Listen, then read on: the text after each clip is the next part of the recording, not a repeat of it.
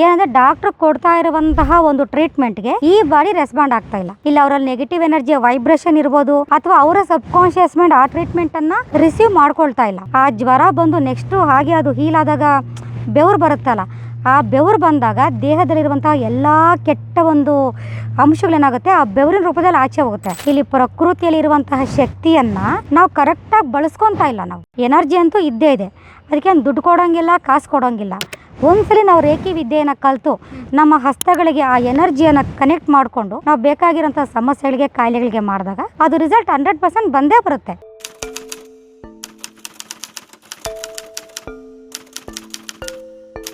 ನೀವು ಇಷ್ಟೊಂದು case studies ಮಾಡಿದಿರಲ್ಲ, ಪದೇ ಪದೇ ಒಬ್ಬ ವ್ಯಕ್ತಿಗೆ ತುಂಬ ದೀರ್ಘಕಾಲಿಕವಾಗಿ ತಲೆನೋವಾಗಿರ್ಬೋದು, ಜ್ವರ ಬರ್ತಿರೋದಾಗಿರ್ಬೋದು, ಅಥವಾ ಮೈಕೈ ಪೈನ್ ಆಗಿರೋದಾಗಿರ್ಬೋದು, ಅದಕ್ಕೆಲ್ಲ ಕಾರಣಗಳು ಏನಿರ್ಬೋದು? ಮೆಡಿಸಿನ್ ತೊಗೊಂಡಿರ್ತಾರೆ, ಎಲ್ಲವನ್ನೂ ತೊಗೊಂಡಿರ್ತಾರೆ, ಎಲ್ಲವನ್ನೂ ಮಾಡ್ತಾ ಇರ್ತಾರೆ, ಪ್ರತಿಯೊಬ್ಬರು ಹೇಳಿದಂಥ ಮದ್ದುಗಳೆಲ್ಲ ಮಾಡ್ತಾ ಇದ್ರು ಕೂಡ ಕ್ಲಿಯರ್ ಆಗಲ್ಲ. ಅಂಥವ್ರಿಗೆ ರೇಖಿಯಲ್ಲಿ ಏನು ಸೊಲ್ಯೂಷನ್ ಇದೆ? ಇಲ್ಲಿ ಕೊಡುವಂತಹ ಮೊದಲನೇ ರೀಸನ್ ಏನು ಅಂತಂದ್ರೆ, ಎಲ್ಲರೂ ಒಪ್ಕೊಳ್ಳೋಂಥ ರೀಸನ್ ಒಂದಿರುತ್ತೆ. ಏನಂದ್ರೆ ಡಾಕ್ಟರ್ ಕೊಡ್ತಾ ಇರುವಂತಹ ಒಂದು ಟ್ರೀಟ್ಮೆಂಟ್ಗೆ ಈ ಬಾಡಿ ರೆಸ್ಪಾಂಡ್ ಆಗ್ತಾ ಇಲ್ಲ. ಈಗ ನನ್ನ ಬಾಡಿಗೆ ಒಂದು ಸ್ಪಂದಿಸೋಂಗಿದ್ರೆ ನಾನು ಒಂದು ಟ್ಯಾಬ್ಲೆಟ್ ತಗೊಂಡಾಗೆ ಕ್ಲಿಯರ್ ಆಗಬೇಕು, ಇಲ್ಲ ಒಂದು ಇಂಜೆಕ್ಷನ್ ಆದಾಗ ಕ್ಲಿಯರ್ ಆಗಬೇಕು, ಇಲ್ಲ 2 ಮಂತ್ಸ್ 3 ಮಂತ್ಸ್ ನಾನು ಒಂದು ಟ್ರೀಟ್ಮೆಂಟ್ ಅನ್ನ ತಗೊಂಡು ಮೆಡಿಕೇರ್ ತಗೊಂಡೆ ನಂಗೆ ಅದು ಕ್ಲಿಯರ್ ಆಗಬೇಕು. ಆದ್ರೂ ಆಗ್ತಾ ಇಲ್ಲ ಅಂತಂದ್ರೆ ನನ್ನ ಬಾಡಿ ಆ ಒಂದು ಟ್ರೀಟ್ಮೆಂಟ್ಗೆ ಸ್ಪಂದಿಸ್ತಾ ಇಲ್ಲ. ಆ ಸ್ಪಂದಿಸೋದಕ್ಕೆ ಕಾರಣಗಳು ಬೇಕಾದಷ್ಟಿದೆ. ಅದು ಒಂದು ಅವರ ಪಾಸ್ಟ್ ಲೈಫ್ ಪ್ರಾಬ್ಲಮ್ ಆಗಿರ್ಬೋದು, ಇಲ್ಲ ಅವರಲ್ಲಿ ನೆಗೆಟಿವ್ ಎನರ್ಜಿ ವೈಬ್ರೇಷನ್ ಇರ್ಬೋದು, ಅಥವಾ ಅವರ ಸಬ್ ಕಾನ್ಶಿಯಸ್ ಮೈಂಡ್ ಆ ಟ್ರೀಟ್ಮೆಂಟ್ ಅನ್ನ ರಿಸೀವ್ ಮಾಡ್ಕೊಳ್ತಾ ಇಲ್ಲ. ರಿಸೀವ್ ಮಾಡ್ಕೊಂಡು ಈ ದೇಹಕ್ಕೆ ಬೇಕಾಗಿರುವಂತಹ ಅನುಕೂಲತೆಗಳನ್ನ ಮಾಡ್ಕೊಡ್ತಾ ಇಲ್ಲ.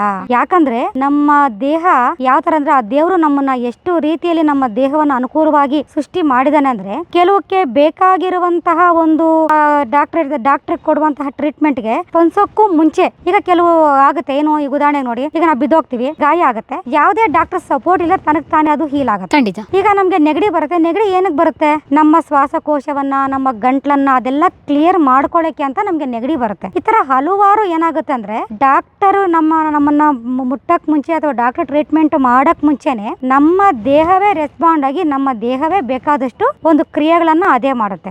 ಅದಕ್ಕೆ ಬೇಕಾಗಿರುವಂತಹ ಅನುಕೂಲತೆಗಳನ್ನ ನಾವು ಮಾಡಿ ಕೊಡ್ಬೇಕು.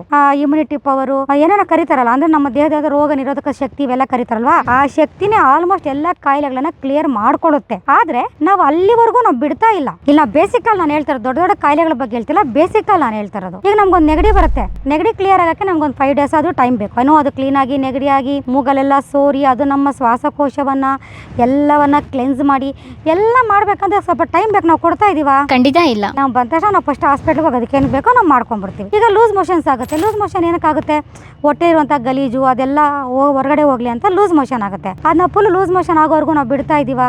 ತಕ್ಷಣ ನಾವು ಹಾಸ್ಪಿಟ್ಲ್ಗೆ ಹೋಗಿ ಅದೇನು ಬೇಕೋ ನಾವು ಟ್ರೀಟ್ಮೆಂಟ್ ತಗೊಂತಾ ಇದೀವಿ. ಅಂದ್ರೆ ಇದು ಎಲ್ಲದಕ್ಕೂ ಅನ್ವಯಿಸೋದಿಲ್ಲ. ಹಾಗಾದ್ರೆ ಕಾಯಿಲೆ ಬಂದು ಎಲ್ಲ ಆಗೋವರೆಗೂ ಆಗ್ಬೇಕಾ ಅಂತ ಇಲ್ಲ. ಈಗ ಜ್ವರ ಬರುತ್ತೆ. ಜ್ವರ ಬಂದಾಗ ನಾವು ಜಸ್ಟ್ ತಣ್ಣೀರ್ ಬಟ್ಟೆಯನ್ನ ತಲೆ ಮೇಲೆ ಹಾಕಿ ಅಥವಾ ಎದೆ ಮೇಲೆ ತಣ್ಣೀರ್ ಬಟ್ಟೆಯನ್ನ ಹಾಕಿದಾಗ ಏನಾಗುತ್ತೆ, ಆ ಜ್ವರ ಬಂದು ನೆಕ್ಸ್ಟ್ ಹಾಗೆ ಅದು ಹೀಲ್ ಆದಾಗ ಬೆವರು ಬರುತ್ತಲ್ಲ, ಆ ಬೆವರು ಬಂದಾಗ ದೇಹದಲ್ಲಿರುವಂತಹ ಎಲ್ಲಾ ಕೆಟ್ಟ ಒಂದು ಅಂಶಗಳೇನಾಗುತ್ತೆ ಆ ಬೆವರಿನ ರೂಪದಲ್ಲಿ ಆಚೆ ಹೋಗುತ್ತೆ. ಬಟ್ ನಾವು ಅಲ್ಲಿವರೆಗೂ ಬಿಡಲ್ಲ. ಯಾಕಂದ್ರೆ ಈಗಿರುವಂಥ ಜನ್ರೇಷನಲ್ಲಿ, ಈಗಿರುವಂಥ ಒಂದು ವಾತಾವರಣದಲ್ಲಿ ಆ ಜ್ವರ ಒಂದಿನ ಬಿಟ್ಟ ಮಾರನೇ ದಿನಕ್ಕೆ ಏನಾಗುತ್ತೆ, ಟೈಫಾಯ್ಡು ಇನ್ನೊಂದು ಮತ್ತೊಂದು ಶುರುವಾಗ್ಬಿಟ್ಟಿರುತ್ತೆ. ಹೌದು. ಅಂದ್ರೆ ಯಾಕೆ ಅಂದ್ರೆ, ಇಲ್ಲಿ ಪ್ರಕೃತಿಯಲ್ಲಿ ಇರುವಂತಹ ಶಕ್ತಿಯನ್ನ ನಾವು ಕರೆಕ್ಟಾಗಿ ಬಳಸ್ಕೊಂತಾ ಇಲ್ಲ.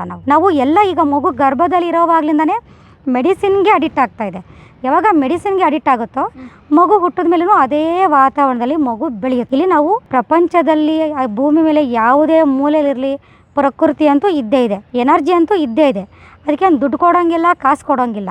ಒಂದ್ಸಲಿ ನಾವು ರೇಖಿ ವಿದ್ಯೆಯನ್ನು ಕಲಿತು ನಮ್ಮ ಹಸ್ತಗಳಿಗೆ ಆ ಎನರ್ಜಿಯನ್ನು ಕನೆಕ್ಟ್ ಮಾಡಿಕೊಂಡು ನಾವು ಬೇಕಾಗಿರೋಂಥ ಸಮಸ್ಯೆಗಳಿಗೆ, ಕಾಯಿಲೆಗಳಿಗೆ ಮಾಡಿದಾಗ ಅದು ರಿಸಲ್ಟ್ 100% ಬಂದೇ ಬರುತ್ತೆ.